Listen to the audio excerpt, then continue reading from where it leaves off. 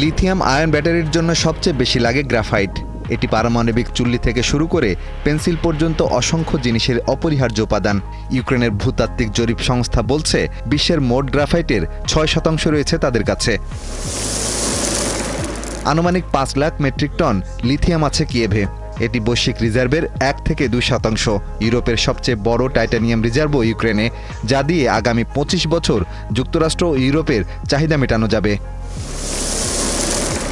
পারমাণবিক বিদ্যুৎ উৎপাদনের মূল তেজস্ক্রিয় উপাদান ইউরেনিয়ামের বৈশ্বিক রিজার্ভের 2 থেকে 4% মিলতে পারে ইউক্রেনে। এই ইউরেনিয়ামের উপর বিশ্ব এখনও চীন এবং রাশিয়ার উপর অনেক বেশি নির্ভরশীল। টেলিভিশন ও আলোকসজ্জার জন্য গুরুত্বপূর্ণ ল্যান্থানাম ও সিরিয়াম, বায়ুবিদ্যুতের টারবাইন ও বৈদ্যুতিক গাড়ির ব্যাটারিতে ব্যবহৃত নিওডিয়াম এবং পারমাণবিক শক্তির অপরিহার্য ইরবিয়াম ও ইট্রিয়ামের মজুদ আছে কিয়েভে। তবে ইউক্রেনের 1/5 এখন রাশিয়ার নিয়ন্ত্রণে। তাই বিশ্লেষকরা বলছেন দেশটির প্রায় 40% ধাতু সম্পদও রাশিয়ার নিয়ন্ত্রণে চলে গেছে। এছাড়া 3টি লিথিয়াম ভান্ডারের 2টিই মস্কোর দখলে।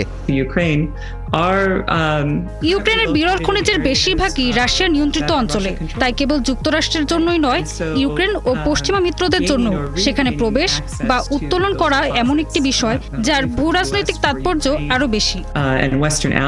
এদিকে যুক্তরাষ্ট্রে দুষ্প্রাপ্য ধাতু খনি আছে মাত্র একটি, সেটিও প্রক্রিয়াজাত করার সক্ষমতা তাদের নেই। তাই যুক্তরাষ্ট্র যত দুষ্প্রাপ্য মৌল আমদানি করে তার 70% আসে চীন থেকে।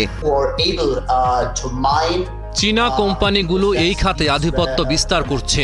রাজনৈতিক স্তরে বলা সহজ, তবে এগুলো উত্তোলন এত সহজ নয়। বাস্তবতা হচ্ছে যুদ্ধ চলাকালীন কোনো কোম্পানি, অর্থাৎ আমেরিকান, ব্রিটিশ বা জার্মান বা অন্য যে কোনো কোম্পানি এখনই এটি করতে সক্ষম হবে না।